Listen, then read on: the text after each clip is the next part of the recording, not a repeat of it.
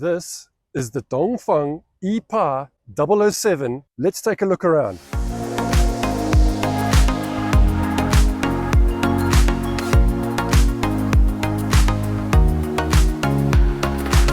So first, let's get the pronunciation right.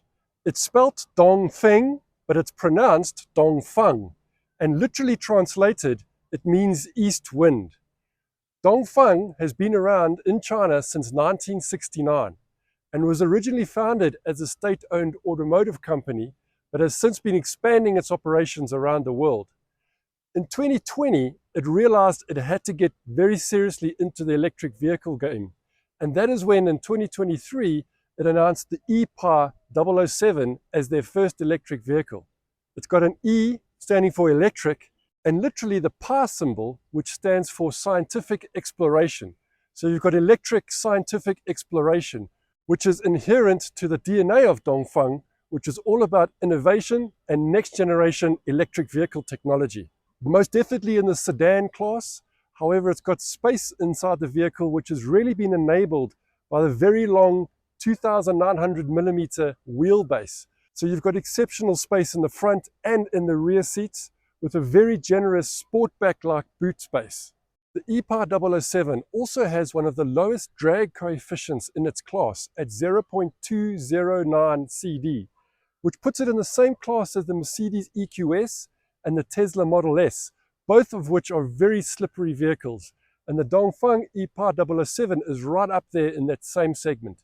So let's talk about some of the specifications of this specific EV. Rear-wheel drive, 200 kilowatts on the back wheels, 310 Newton meters total torque, and a 0 to a 100 time of 5.7 seconds. In the all-wheel drive variant, you get double that. So 400 kilowatts of power, 620 Newton meters of torque, and a 0 to 100 time of 3.7 seconds. Both variants of the 007 have the same size battery capacity at 73.5 kilowatt hours.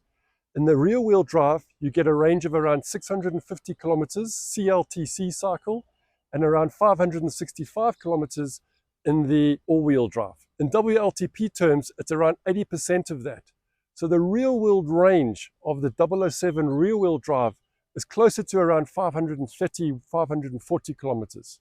In terms of charging capabilities, the 007s are able to charge up to 120 kilowatts in DC and up to a speed of 6.6 kilowatts AC.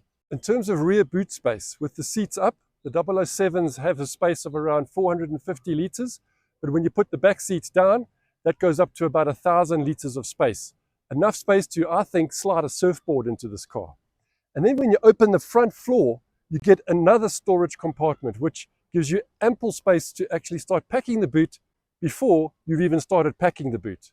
Under the bonnet, it's really well packaged with generous frunk space to store more than just cables, but potentially some small bags as well. So let's jump inside the vehicle and go and have a look at the technology and the finishes and the materials that are inside the 007.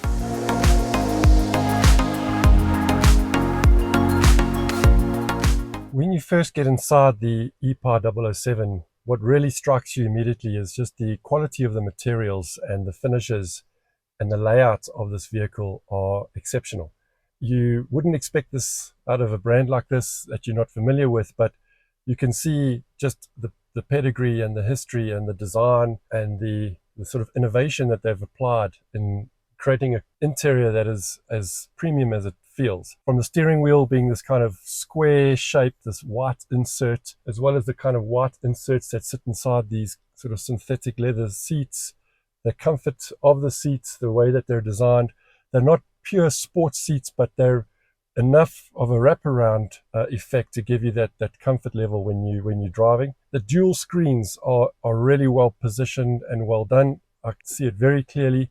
There's no heads-up display, and no heads-up display really required with a screen as clear as this. The UI itself, in terms of this screen, very clear, exactly the type of layout that you've become accustomed to from the Chinese EV manufacturers. Very similar kind of UI to other manufacturers in terms of swiping down from the top. In this particular version, which I believe is the homologation unit, the software is still very, very good. No lag, no bugs that I can really see. Everything kind of intuitively in place. You're finding the software where you need to find it. So settings for aircon, settings for CarPlay, settings for the vehicle and the ADAS are easily accessible. The center console here has space for wireless charging, as well as an air vent to keep your phone cooled while wireless charging. I find that to be an excellent innovation, because that does tend to happen. Your phone does tend to overheat if you leave it too long on a wireless charger. When you open up the center console, you also get access to a sort of center cubby hole here that's refrigerated. And going into the back here, you've got a USB-C and a USB-A power. No other buttons really accessible other than steering wheel functions and your two stalks that you use. All air controls and so on are activated via the screen, but very, very easy to reach. The driver's screen, you've got your speedometer on the left with an indicator for charging or for powering. You've got your state of charge, bottom left corner, and your remaining range. In the center, you can see whether you're in comfort mode, if you're in eco mode, if you're in sport mode, you can change your settings from here. And then on the right-hand side is a quick menu for summarizing your current data for your current trip. But simply by touching the screen button here, I can cycle that through to seeing a graph for average energy consumption. I can also see my tire pressures, or I can see the songs that I'm actually playing from a media perspective. So very simple to use, cycling through that button there. And on the left-hand side is where all your ADAS and automatic cruise control settings are controlled from. Let's go to assisted driving. This is where you would have more control over all the different systems that are available for actually controlling and assisting you while driving. Everything works well in the vehicle, I've found. I don't need to turn off too many warning beeps and bongs and so on. The only thing that really is a bit of a pain at the moment is lane keeping assist. So that is one setting that I tend to turn off. Leaving it on lets the vehicle be a bit too aggressive in trying to keep you in the lanes. And as we know, difficult to have consistent lane markings in South Africa. So at this stage, not really necessary or not really helpful to have lane keeping assist on. So on the applications menu, you get access to some of the standard applications like phone, local stations being radio, your music, energy center, which is where you look at all your charging and control some of your charging and discharging as well. But one thing that the 007 does really well is Apple CarPlay. Out the box, wireless Apple CarPlay connected, as well as access to a wired Apple CarPlay as well, if you want to use a cable instead of wireless. So it uses the full screen, uses the full application suite. It works exceptionally well. One of the other unique features of the 007 is that the front camera also doubles as a dash cam. So this car is able to record continuously video footage through the front camera, and you can choose whether you want that in 2-minute cycles, 5-minute cycles, 8-minute cycles, and so on. And it will continuously overwrite itself and record as you need to, imprinting things like speed and location as well. So if you want to use the feature, you turn it on. If you don't want it, you can turn it off. And it's also able to pick up audio from the inside of the vehicle if you wanted that as well. So a really interesting feature and something quite unique. I haven't seen that as a standard feature on many EVs before. Another very cool feature of the Dongfeng brand is that the key fob is actually a fidget spinner. So you can have endless fun just spinning your key fob in your fingers while you've got nothing else to do. I guess just don't give it to your 3-year-old to spin and press buttons randomly. Other than that, pretty cool toy. All right, so that's a general overview of the Dongfeng e-Power 007. But let's jump in the car now and take it for a drive. Okay, I'm now in the e-Power Dongfeng 007 and taking it out for a short test drive just to get a feel for how it's handling. I have to say, right off the mark, the car feels really steady. You can already feel that the suspension, the fact that the center of gravity is so low with the batteries, and the fact that it's actually a sedan really sits nicely. Really responsive in terms of its acceleration. Even in comfort mode, you find that it responds quite well. Really like as well the steering wheel position and holding the wheel as it is. And here we're testing the one-pedal drive, the self-regeneration. Even on the strongest setting, it's not very aggressive, not as aggressive as other EVs that I've tested, but this one has got a reasonable amount of regenerative braking, and probably to the level that you won't get annoyed with it. It's actually quite comfortable to even leave it in the strongest setting. I think what I like a lot about the Dongfeng 007 is just the intuitive nature of the UI design and everything being where you expect it to be. It drives very similar to some of the German brands in terms of having a stalk on the right hand side, pull down for drive, push it up for reverse, press the button for park, pull down again on drive to activate automatic cruise control and so on. Very intuitive, it's exactly what you would expect from an EV of this segment. And I think Dongfeng have put the exact right functionality into this vehicle for what it's offering. Wind noise and noise suppression around the vehicle is excellent as well. Not hearing anything outside of just the tire noise on the kind of road that I'm on. Beyond that, it's super quiet. You can do long distances in this car quite comfortably. One of the coolest features of the Dongfeng 007 is that it's got an eco mode, it's got a comfort mode, it's got a sport mode. Those are the three modes that you would expect and you'd probably be happy with if you got in the car and you bought it. But there's a secret mode that the Dongfeng has, and if you activate it, it turns this car into an absolute beast. It's called combat mode. When you put the car into combat mode, driver's display changes to fight. It goes back to Mortal Kombat days when you think about it. But combat mode gives you extra data pieces like torque provisioning, throttle response, battery temperature, G-forces and so on. So that'll all come up on the display, as well as giving you the ability to time your 0 to 100 time. So these are really cool things that I think the spirit of innovation out of the Dongfeng brand is actually bringing to the EV driver. Let's give this one a go. I want to put it in combat mode and just test what it can do. Combat mode is engaged, ready to go. I'm seeing fight on the driver's display. We're going to do a 0 to 100 test here. I'm going to start the 100-kilometer timer, and 3, 2, 1, go.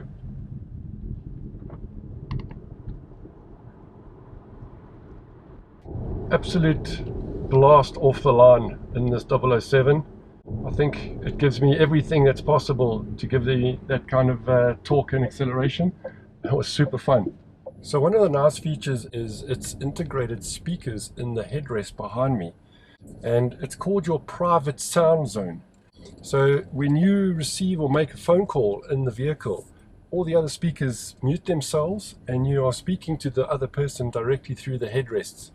It's a bit of a strange feeling because it sounds like the person's basically sitting right behind you, but once you get used to it, actually it becomes quite a nice feature. So that was just a short drive test around the area, and managed to do some real test of the acceleration and some of the handling and the cornering. Overall, an extremely refined drive. No harsh feedback coming from the suspension, no issues with sort of sound levels or noise levels. I think this is a super capable vehicle. For its class, the drive is exceptional.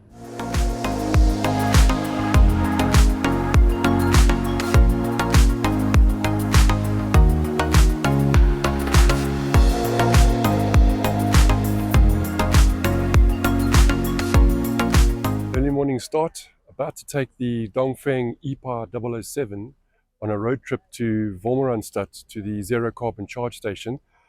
260 kilometers one way there. We're going to be starting at around about 90% state of charge. This battery is going to give me a range of around 600 kilometers on a single charge. It will be a great test just to see how well this EV can perform on the open road. Okay, just did a quick DC charge test just to top up the battery up to 92%. I now have a remaining range of just over 600 kilometers, 605 kilometers in comfort mode. But yeah, let's get going and I'll give you an update along the way.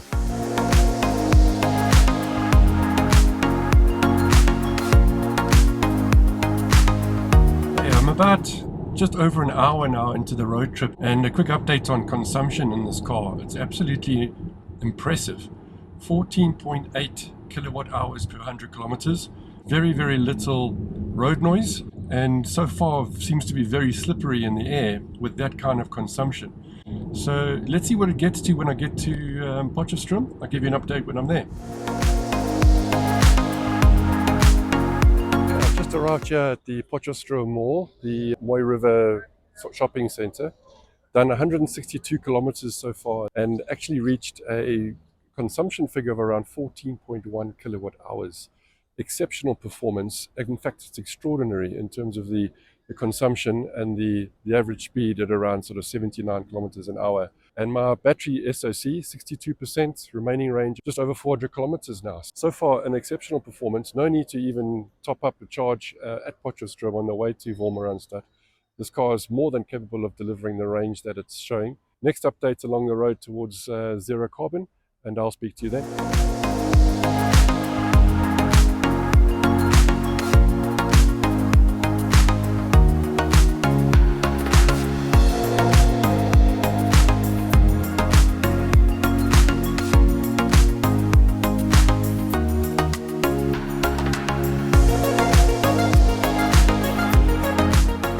Arrived here at the zero carbon charge station near Wolmaransstad. So total trip distance 264 kilometers at an average of 16.0 kilowatt hours per 100 kilometers.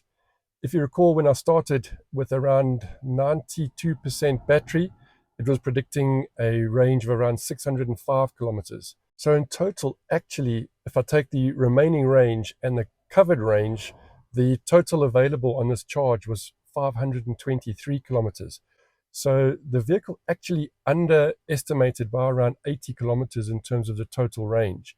Arriving at 39% state of charge, 259 kilometers of range, and we're going to be recharging directly off clean energy, directly off the solar farm. So I've got the ePower 007 connected to a 200 kilowatt charger at the moment. It's charging at around 35 kilowatts, and the reason is because the charging stations are all being split at the moment, with multiple EVs charging at the same time, including two large Sedan electric trucks that are also charging here off the clean energy that's coming directly off the solar panels at zero carbon charge.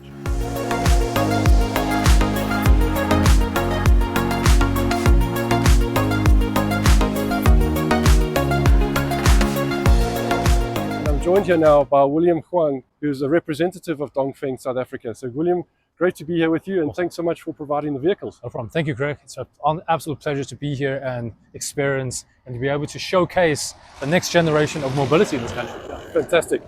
So William, keen to know more about Dongfeng and the history of the company a little bit, and why South Africa and why now? So Dongfeng means eastern wind in Chinese.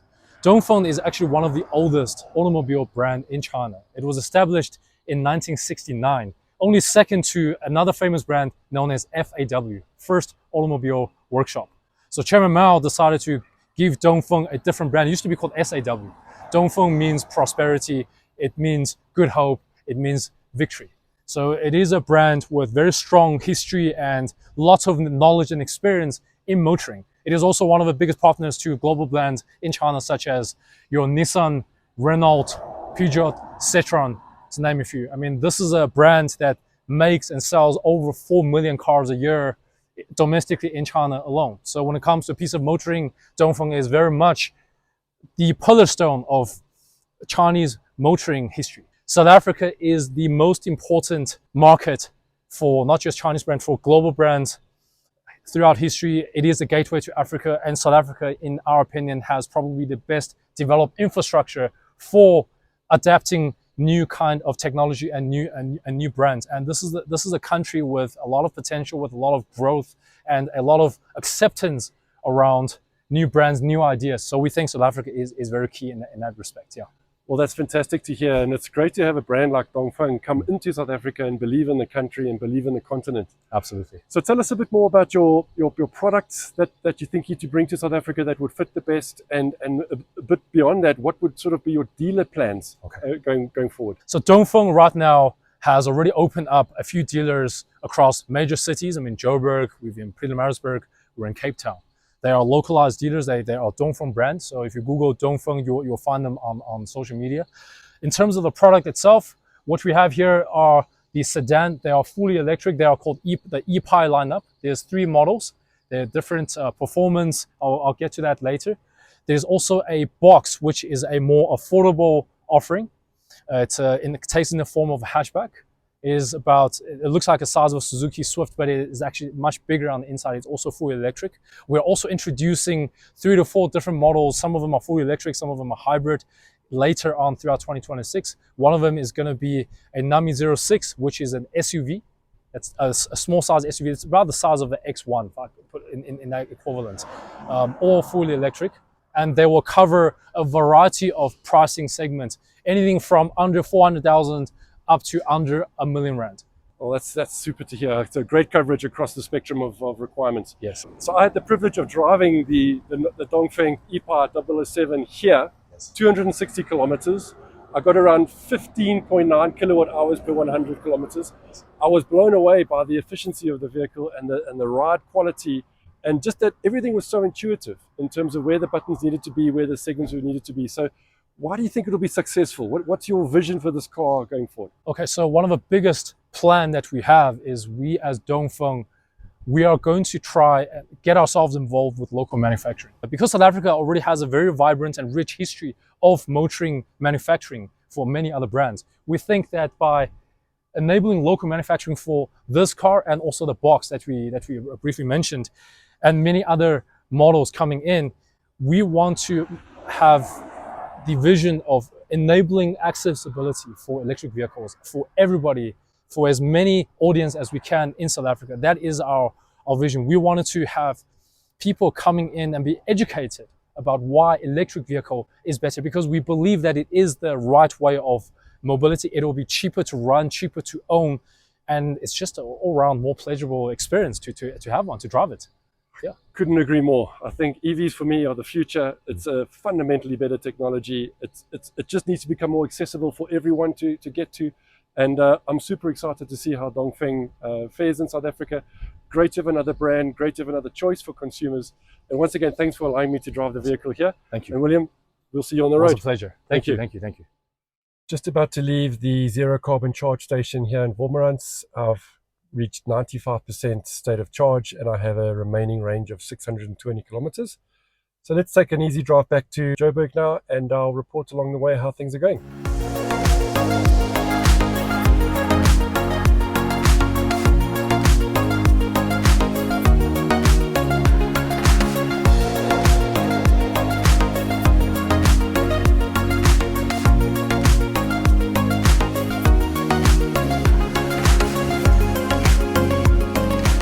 Done about 162 kilometers since leaving zero carbon, averaging at around 15.4 to 15.6 kilowatt hours per 100 k's, average speed of around 90 kilometers an hour. So again, that's very economical considering the size of the Dongfeng 007 and let's say the weight of the battery being a 73 kilowatt hour battery. Just looking at my state of charge, I'm at 62% and 410 kilometers left in terms of range, and I have about 120 kilometers left to go to get back to Johannesburg. So well within the range, no range anxiety at all, and I expect to arrive there actually with well over 200 kilometers left in terms of range. So right now I'm sitting in middle lane and I have cruise control set at 119 k's an hour. The way you set that is just by pushing down on the lever onto the drive stalk, and that locks in your current cruise control speed.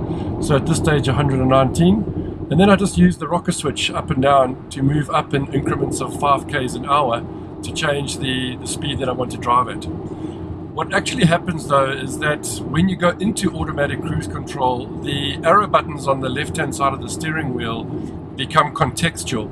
So like I say, up and down gives you the 5 kilometer hour incremental changes, but if I go left and right, then you can start to see the distance between this vehicle and the vehicle in front. I can start to set the gaps in the timing. So you've got a very dynamic way of controlling how the Dongfeng basically sets its automatic cruise control. So with ACC on, I still have to steer. I still have to turn left and right. It's not doing active lane tracking. If I want to do active lane tracking, then I either press the center button on the left hand side of the steering wheel, which brings on what's called the Smart Pilot Assist. And with Smart Pilot Assist, it effectively starts driving the vehicle by itself. So I can go hands off, I can go hands free, but not for a permanent time. It will give me about 10 seconds or so before it'll pop up and say, please grip onto the steering wheel. But in most situations, in low speed situations, for example, You can quite easily drive in this mode by just keeping your fingers on the wheel, but letting the vehicle do all the deceleration, acceleration, and just keeping into the lane itself.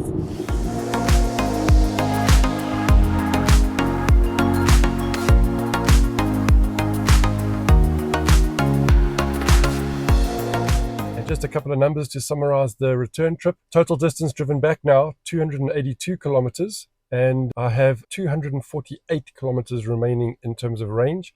Battery state of charge is at 38%. So again, just by sort of interpolation there, the range on this particular charge is also going to be around 530 kilometers.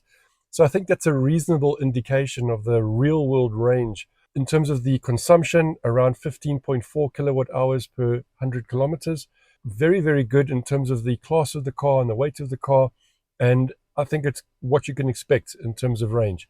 500 kilometers in a single charge in an EV is actually very, very good. Nothing to complain about in terms of range. The driving was fantastic. The self-driving, especially getting into the traffic in Johannesburg, when it got very tight and very congested, I really just let this car do its level 2 driving, able to keep up with the car ahead and steer itself throughout all that traffic. Quite a stress-free drive coming back through that Johannesburg traffic. So overall, fantastic day trip, and I think this is really a good car.